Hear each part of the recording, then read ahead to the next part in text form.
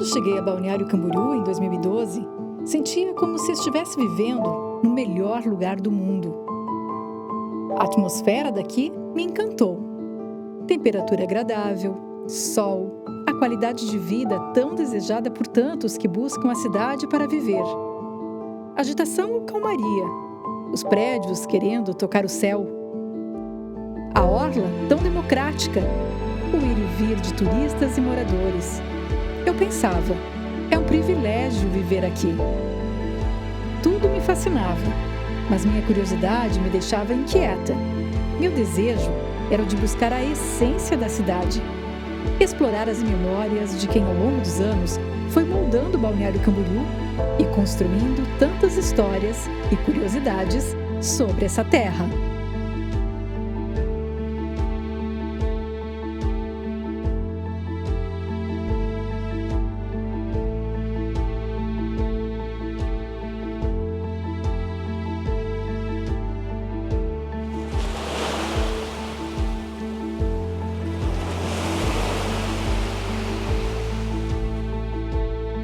Como é que era? Eu acho que a própria vista que tinha, não tinha nada de prédios, Não, não tinha. Já tinha um deck aqui, porque esse barco pirata tem há bastante tempo, mas era bem mais tranquilo, assim, ele era menor, ele não ia até tão longe, então a gente pulava do deck, tipo criança, pulava ali de cima e fazia as trilhas, andava pelo costão, era muito gostoso, muito gostoso. E vinha com os amigos também, assim, né? Ou era só a família mesmo, os primos? Não, a minha lembrança é de família mesmo, porque a gente era muito pequenininho, assim, né? Então, assim, enchia o carro, enchia a Belina, né? Enchia a Belina, vinha... Eu tenho tios que são 5 anos mais velhos só que eu, então, tipo, vinha os tios juntos, vinha todo mundo com o carro cheio, vinha com o carro dos meus avós também.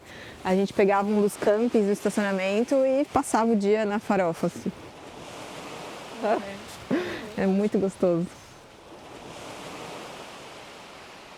E nesse local aqui foram encontrados vários desses resquícios, né? Dessas Sim. comunidades todas. No momento que começou essa exploração aqui em Laranjeiras também, foram identificados sítios arqueológicos, são 7 sítios arqueológicos ali que têm todos esses elementos. O que acontece com tudo isso? Qual que é a importância de encontrar esse material? Eu acho que é muito interessante a gente ver, porque isso mostra a ocupação dessa região, né? Que já é habitada há milhares de anos. Isso aqui nunca foi uma terra deserta, isso aqui sempre teve pessoas morando e habitando e chamando isso aqui de sua casa. Então, os homens do Sambaqui são os primeiros registros que a gente tem de populações habitando a nossa região. Eles eram nômades, mas aqui era um dos lugares que esse nomadismo deles eram em alguns pontos rotativos, né? Então aqui era um dos lugares que eles escolheram para viver. O Padre Roque era um padre pesquisador de Florianópolis, veio até aqui para fazer essa pesquisa e foram encontrados bastante material. Inclusive, uma das ossadas é considerada uma ossada raríssima, que é a ossada de uma mulher grávida com o feto junto. É algo muito raro de se encontrar. E criaram um museu, primeiro aqui em Balneário Camboriú, museu, né? Depois foi transferido para Situro. Está lá até hoje. Mas eu não vejo assim, uma valorização nesse... Se fosse Estados Unidos, os caras estavam vendendo broche do museu. E a maioria das pessoas que vêm para cá não conhece essa história de Balneário Camboriú, né?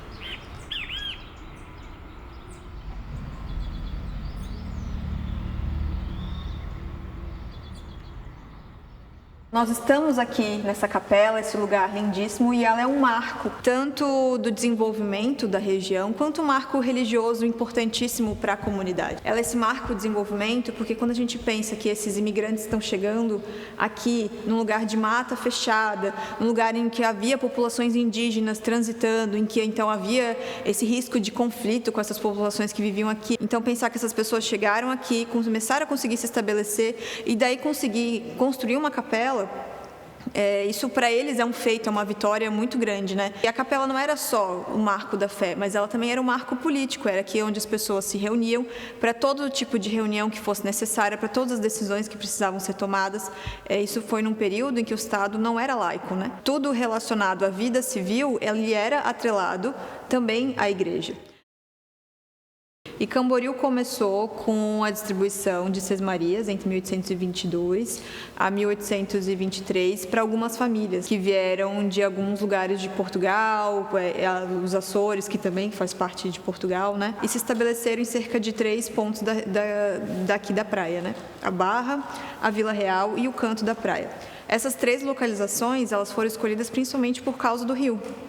Então, a Barra e a Vila Real, elas se conectam pelo rio Camboriú, que entra até a cidade de Camboriú, que lá também se começa uma outra vila, a Vila dos Garcias. A escolha deles foi por causa da água, por causa da possibilidade da pesca, né? E da agricultura de subsistência. Então, a gente tem essa cultura ainda aqui nessa região da Barra, que a Barra abarcava toda essa região. Mas depois que a gente tem um Estado laico, que a gente teve o desenvolvimento da Vila dos Garcias, que se transformou em Camboriú, que daí em 1890 aqui deixou de ser igreja matriz, mas a população conseguir se articular para manter essa capela de pé, manter ela não só de pé, mas assim, ela belíssima como ela está hoje, conseguir que ainda se realizem missas aqui, mostra essa importância para a comunidade, né?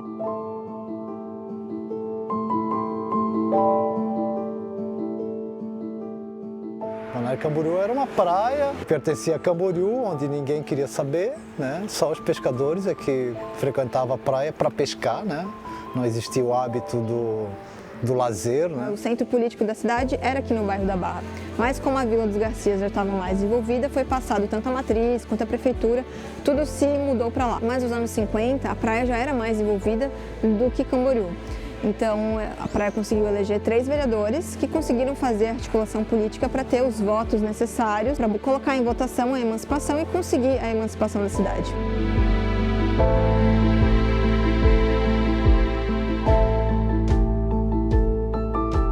O que você observou ao longo desse tempo todo, essa tua trajetória, de que foram os divisores de água, então, para Balneário se tornar o que ela se tornou e pelo que ela é reconhecida? Vamos remontar lá aos finais dos anos 50, onde então começou a separação da praia de Camboriú do município de Camboriú. A divisão natural seria por linhas naturais, como o rio Camboriú, né? De um lado fica o município, do outro lado fica outro município. Não, optaram em não fazer pelas linhas naturais e sim por linhas imaginárias. Por quê?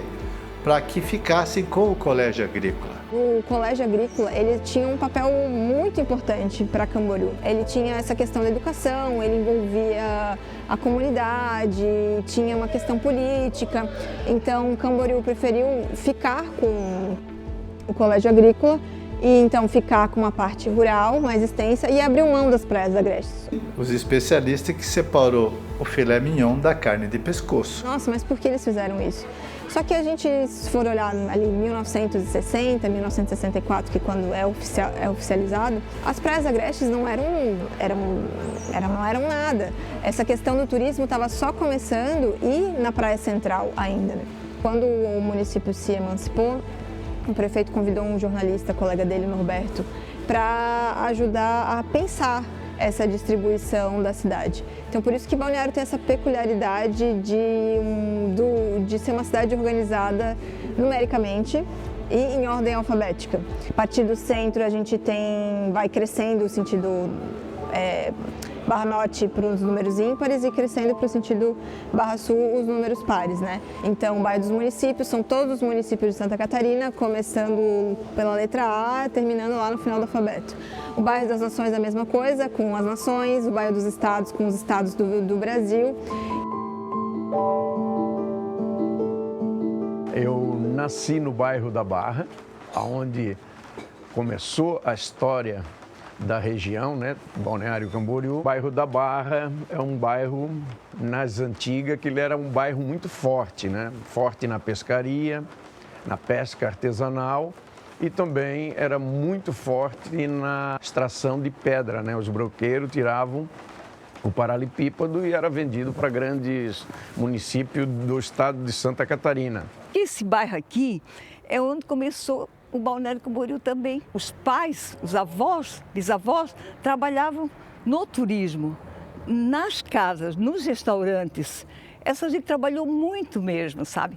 E gente honestíssima, maravilhosos, que isso tudo está dentro de mim, que parece tudo família, parente. Não tinha muita coisa, até era uma precariedade na escola, não tinha caderno, não tinha material. Eu tinha que arrancar folhas, às vezes, dos cadernos do meu filho para poder dar para as crianças aqui, merenda escolar, tinha que comprar carne moída, tinha que comprar as coisas. Olha bem, era assim que a gente começou, sem nada. Minha vida foi muito intensa aqui em Balneário Camboriú, nas temporadas de verão. Apesar de ser 3 meses só, mas era a época do ano que eu mais gostava. A gente brincava, né? Pegava onda, jogava futebol de areia, vivia na água, né? Eu lembro que na época tinha os navios que passavam ali no horizonte e soltavam óleo.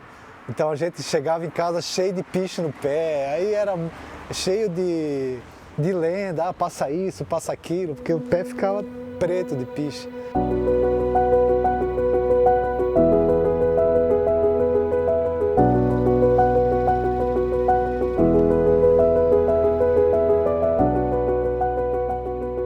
Eu tenho muita lembrança assim, dos meus irmãos menores, e quando a minha mãe foi ganhar eles, estava no quarto, meu pai expulsou nós. Então ali na frente ali era um campinho que a gente ficava brincando, né? Então a gente só podia voltar para dentro de casa depois que a minha mãe tivesse ganhado neném, tivesse com o neném no braço, e a gente ficava esperando a cegonha, né? Ficava olhando para cima para a cegonha. E nunca a gente viu a cegonha chegar, né? Eu acho que o meu jardim de casa mais marcante é que nós morávamos na 1500 e ali ainda tem o Salva-Vida Redondo. E era o meu parque de brinquedos. Era onde eu ia brincar em frente à praia, bem de frente à ilha também.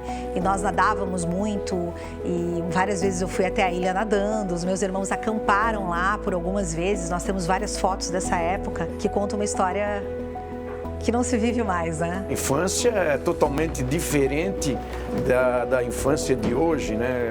Esse rio aqui, eu morava ao lado da passarela ali, então quer dizer, toda hora nadando de um lado para o outro. 50 anos passados, esse rio aqui, ele tinha uma água muito linda, uma água sem poluição. Trabalhava descalço, atravessava o rio nadando, hoje o rio já é muito mais sujo. A gente vinha aqui e jogava bola, que aqui tinha uma coroa que a maré baixava. Antes do pessoal vir fazer o passeio de barco, a gente estava jogando bola. Dá para imaginar isso hoje? Daí vai, entra na água, tira a água salgada e vai para o barco trabalhar. Eu lembro vagamente ali da Lagoa do Canto, que chamava, né? Que começava lá na Rua 51 e seguia ali pela Praça Higino Pio, Praça da Bíblia, e ia seguindo até a saída do Marambaia aqui, né? Todo mundo mergulhava, todo mundo brincava, todo mundo pescava, todo mundo roubava pato do Hotel Walter, que era ali, tinha os fundos do rio. Então assim, para a criançada era uma beleza. Eu sempre fui mais local. Aí eu começo a vir para Barra Sul para trazer marmita para o meu pai. Começava a atravessar com um barquinho de a remo. E também não tinha outras facilidades para vir para cá. Tinha também o seu Maneca, que atravessava com a baterinha e volta e meia às vezes eu pegava até com ele. Tinha uma época que se dava 50 centavos para atravessar e tal. Porque tudo que a gente plantava aqui na comunidade era vendido no balneário, para os turistas do balneário. Mas não era levado de caminhão, era levado nas costas.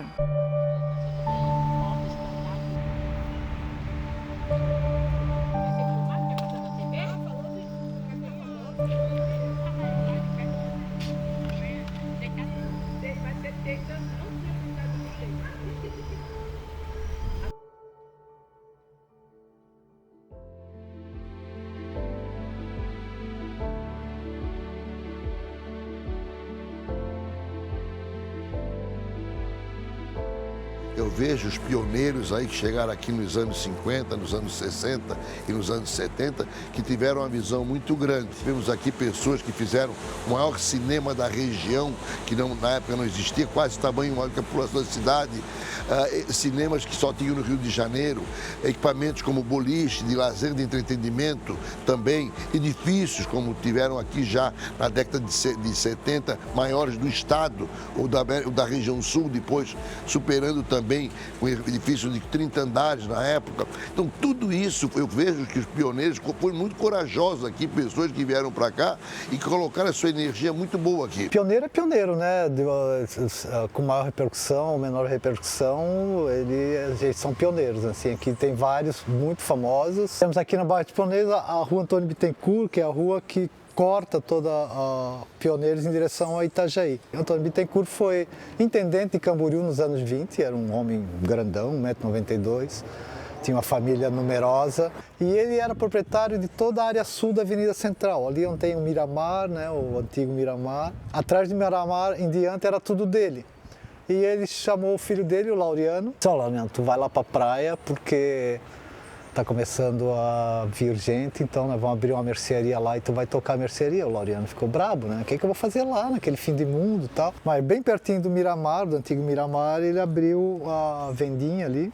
Outro nome importante é o de Jacob Schmidt. Esse nome alemão é porque ele veio nos anos 20, ele veio para cá de Gaspar. E ele que abriu o Strand Hotel, né?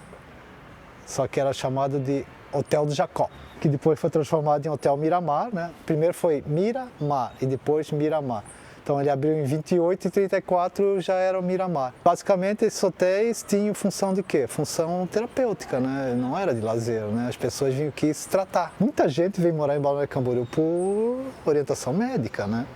Então já na época o Hotel Strand era um hotel terapêutico. Nem se pensava em turismo ainda, né?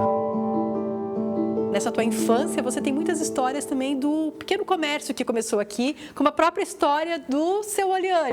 O seu João Oliane, quando ele veio para Balneário Camboriú trabalhar como servente de pedreiro, ele, apesar de ele não saber ler e escrever, ele sempre dizia: "Eu não sei ler e escrever, mas eu não sou burro."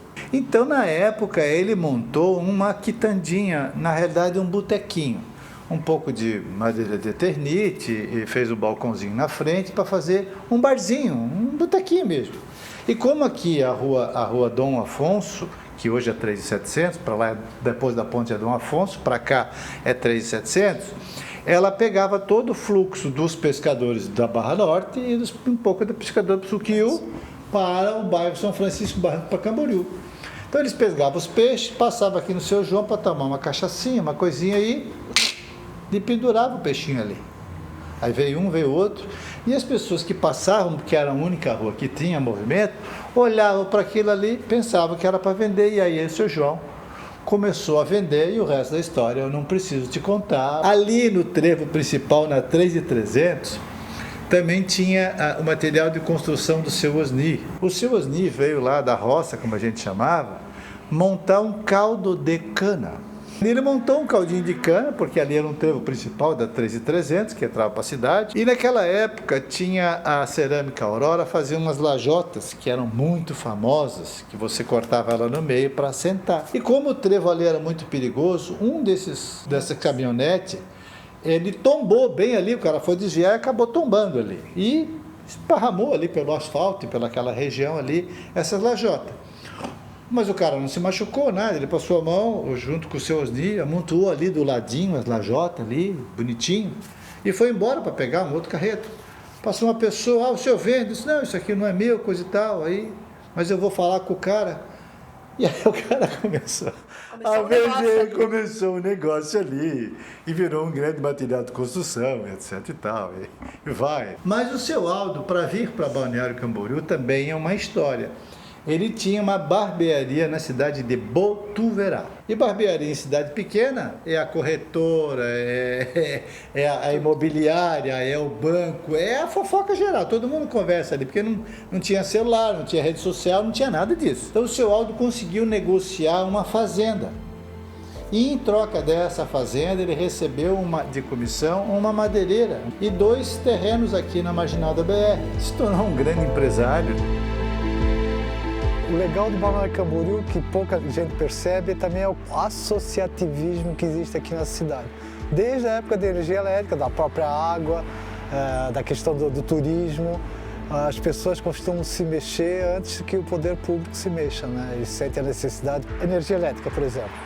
Nós pertencíamos a Camboriú e Camboriú não tinha energia elétrica ainda também. E através de empresários que frequentavam aqui, e na época a energia elétrica era tocada por empresa privada, então eles conseguiram que puxasse a luz de Itajaí para cá. E no dia fizeram a festa na Avenida Central, vamos inaugurar, tal. Quando foram ligar a luz, não tinha luz. Aí, como é que pode? Não é possível, não é possível. Aí foram descobrir, os caras de Camboriú tinham arrebentado os postes e tudo. Miguel Matos chegou aqui pós Segunda Guerra Mundial, ele já era um senhor. Veio aqui e viu o Hotel Balneário, que é o segundo hotel mais antigo de Balneário. E ele viu que o hotel estava todo estourado, todo esculhambado. Por quê? Porque as tropas do exército tomaram aquele hotel para cuidar dos... Olha que doideira, olha que neurose, né? Cuidar dos submarinos alemães que estavam circundando aqui, que invadir tudo, né? Comprou e qual é o problema daqui de Balneário Camboriú? Água. Não existia água, a água era salobra. O que ele fez? Ele pegou aquelas varetinhas, né? E saiu pela cidade procurando a água. Ele foi encontrar ali no morro, onde hoje é o Avan. E ainda é uma central de água ali até hoje, né? Ali ele achou a água. O que ele fez? Ele puxou uma rede do morro até o hotel dele. E nesse trajeto, ele ia ligando de casa em casa. Então foi a primeira rede de água de Balneário Camboriú. Um nome que ninguém sabe quem foi Miguel Matos, né? Ninguém sabe, a maioria não sabe das pessoas que fizeram Balneário Camboriú, né?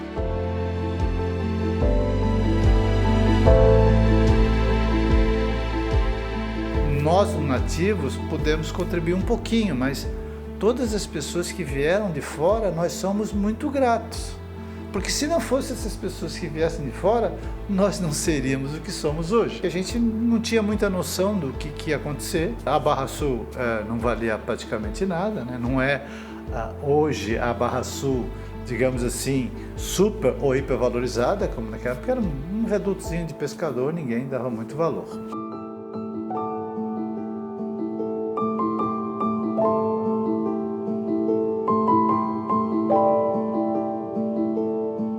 O crédito da 101T traçado a gente tem que dar ao nosso ex-presidente João Goulart, que tinha casa de praia aqui. Se não fosse ele, a BR teria outro traçado, ela teria passado quilômetros longe. Ela teria passado por dentro de Camboriú, então esse acesso fácil que a gente tem, o que facilita muito para o turista, isso não teria acontecido. O senhor Normando Tedesco era um visionário já desde aquela época. E ele sabia que ia sair a BR-101 nessa região. E ele, sem querer, aportou na Barra Sul e comprou umas terras na Barra Sul. E ele conseguiu trazer, então, um pouquinho a BR-101. No final da década de 90 para 2000, que nós tivemos realmente com a duplicação, então, esse crescimento esplendoroso. Isso começou, então, a criar um corpo à cidade e vai subindo de uma forma muito gradativa. Para mim, na minha juventude, eu fiquei um pouco mal, eu diria, com o crescimento de Balneário Camboriú e a exploração de Balneário Camboriú. Hoje eu tenho outros olhos. A chegada dos argentinos mudou a cidade. Ela mudou a imagem da cidade, mudou o desenvolvimento, mudou o olhar. Por quê? Porque veio muito dinheiro. E veio muita gente da Argentina investir aqui, eles compravam tudo. Eles compravam tudo. Hoje eles miram, mas antigamente eles miravam e compravam tudo. E querendo ou não, o brasileiro foi muito receptivo com relação a isso, né? Não tinha, parece que não tinha essa rivalidade que tem hoje, tá? Essa é o primeiro dado.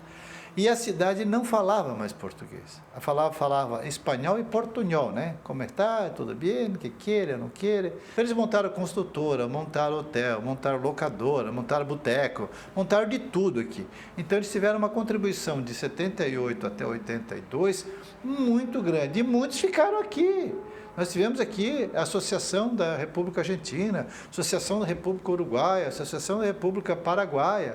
Tem vários aspectos aqui, pessoas importantes de rádio, jornais, televisão, que se instalaram aqui. E o turismo ele é muito importante não para o turista, ele é importante para o morador local. O turismo ele tem que ser bom para o morador local, ele tem que incluir. E ele é tudo. É muito importante que a gente entenda quanto o turismo é a cultura, ele é a saúde, ela é o saneamento básico, é o todo. Se nós não tivermos educação nas escolas para melhor receber, o turismo dessa cidade acaba. E o turismo veio para ficar em Balneário Camboriú, ele sempre vai ser Balneário Camboriú. Meu pai foi um grande divulgador de Balneário Camboriú, dos meios de comunicação, porque todo mundo era bem recebido, ele convidava, ele tinha orgulho de receber as pessoas, que as pessoas, qualquer que chegava aqui, para ele era importante porque você não tinha recurso para investir em publicidade. Então era aquela propaganda boca a boca que dava um resultado, e aí ele resolveu construir aqui o Marambaia. Levou praticamente 4 anos e meio, quase 5 anos, inaugurou no final de 1964, no ano da emancipação política de Balneário Camboriú, de Camboriú, e aí está hoje o Marambaia, dos jornais do mundo todo falando que era um formato diferente de hotelaria, que não existia quase, não tinha hotel redondo. Dizem alguns, primeiro do Brasil, temos certeza, não sei se do mundo, foi dos primeiros hotéis redondos do mundo. E com isso ele tornou-se o que é? Uma tradição de atendimento, a gastronomia muito boa, certo? Que meu pai investia muito, trazia cozinheiros de São Paulo, ou mandava as pessoas aprenderem lá tudo isso, para poder com isso o que é? Fazer realmente um tratamento diferenciado, que a hotelaria era muito rudimentar, era muito pessoal. Passaram mais de 4 mil funcionários nesses 60 anos do hotel. Quando chegou o ensino superior aqui em Balneário Camboriú? Quando chegou em 90, em abril de 90, veio instalar o curso de Turismo e Hotelaria em Balneário Camboriú. Ela não tinha uma sede própria, mas o município deu a Escola Presidente Médici, que é lá no bairro das Nações, para colocar os alunos lá, para começar o campus de Balneário Camboriú e o curso de Turismo e Hotelaria, né, que foi o primeiro curso do Brasil em bacharelado. O professor Edson Vilela, que era o reitor da época, e a professora Marlene Burato, que era uma inspiração dela, ela me convidou, como minha amiga de muitos anos, convidou para mim trabalhar na Univale. Foi um desafio realmente, né? Aprendi muito. Já teve reflexo aqui, a Univale, com a sede em Itajaí. E quando veio para cá, então se consolidou realmente a parte cultural, a parte empresarial, a parte de aperfeiçoamento das pessoas. Então isso foi fundamental, porque sem isso nós poderíamos ter muito, mas não teríamos estrutura para poder suportar esse equipamento, essa construção civil que tem em Balneário Camboriú, esse comércio, toda a atividade comercial. Balneário Camboriú, a cada dia que passa, a gente que é nativo daqui vê que cresce muito. A cidade desenvolveu bastante. Quando a gente estava com um barquinho de 12 pessoas, veio para 40, veio para 60 e foi crescendo. Se a gente parasse no tempo, a gente deixaria, não estaria hoje fazendo o passeio de barco, né? Balneário Camboriú cresce e você não pode parar, você tem que crescer junto com a cidade, né?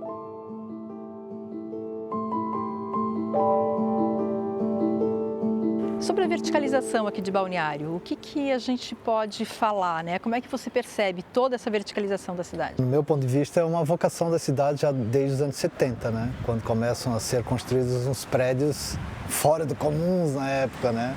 O Imperador foi um, Imperatriz, o Kennedy. Então foram prédios que chamavam muita atenção, né? E os construtores foram se adaptando a essa corrida ao céu, né? Mudaram-se os personagens, né? Os donos de construtoras, vieram outros mais ousados ainda, né?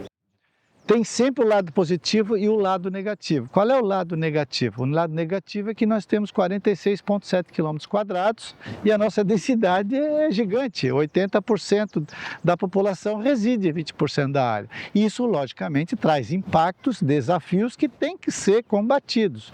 Mas não é só isso. O nosso rio está sofrendo. As duas cidades não são mais uma e outra. Nós somos uma coisa só. Itajaí, Balneário Camboriú, Itapema, Camboriú é uma cidade única e nós temos que cuidar desta bacia hidrográfica que é o Rio Camboriú. Nosso bairro hoje, se você for no bairro da Barra, não sei quantos % é de gente de fora e é de gente local. Então acho que esse fato também da cidade crescer e a Barra crescer muito, a gente não conhece quase os nossos vizinhos hoje. O processo de desenvolvimento da cidade faz com que essas coisas mais simples, elas começam a ficar mais restritas, né? Eu acho que o cara matuto, assim, ele gosta de viver mais simples, sair ali, conversar ali na beira do rio, e pra gente é uma coisa gostosa, sentar, conversar sobre o mar, conversar sobre a pesca, como é que tá. Essencialmente nós somos pescadores, né? Balneário Camboriú era uma praia que pertencia a Camboriú, onde ninguém queria saber, né? Só os pescadores é que frequentavam a praia para pescar, né? Quando a gente fala nesse sentido todo e eu te perguntar assim, o que você considera como a grande essência de Balneário Camboriú? O que você diria que é? Eu acho que Balneário é uma cidade que ela é cosmopolita. É isso que é uma das coisas que eu acho mais fascinantes. Porque ela tem a sua história muito bem arraigada, A gente está num desses lugares históricos da cidade, mas ela tem uma outra parte que são tantas pessoas que vêm de fora morar aqui, que é uma cidade que se obriga a ser diversa. Então nós temos gente de todo o país, gente de fora do país, gente, né, de todas as cores, credos, morando aqui na nossa região. Então acho que isso faz com que a cidade ela seja aberta, seja acolhedora para todo mundo.